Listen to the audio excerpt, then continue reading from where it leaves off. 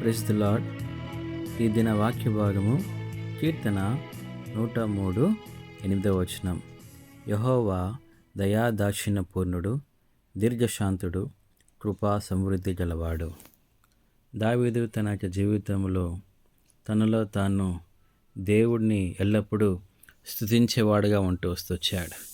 దేవుడి దగ్గర నుంచి పొందిన ప్రతి మేలును ఏమాత్రం కూడా మరవని వాడుగా వాటన్నిటినీ జ్ఞాపకం చేసుకుంటూ ఎల్లప్పుడూ నా ప్రాణమా దేవుని స్తుతించమని చెప్పి తనలో తాను దేవుని స్తుతించేవాడుగా ఉంటూ వస్తొచ్చాడు.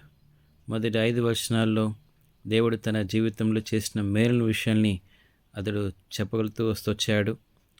అలాగే 6వ వచనం నుంచి దేవుడి యొక్క గొప్పతనాన్ని గురించి వివరిస్తూ ఈ మాటలు చెప్తూ వస్తొచ్చాడు.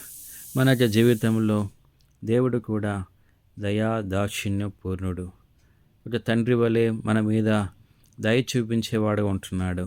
అనేక సందర్భాల్లో మనం కూడా తప్పిపోయినప్పుడు, దేవునికి దుఃఖం కలిగేసిన వారు ఉన్నప్పుడు, దేవునికి మనం విరోధంగా పాపం చేసినప్పుడు, దేవుడు తిరిగి మన మీద ఆయన ఎంతో దీర్ఘశాంతుగా ఉండి మనల్ని క్షమించి ఆదరించి మనల్ని తిరిగి సరిచేసి మనల్ని అంగీకరించేవాడు ఉంటున్నాడు.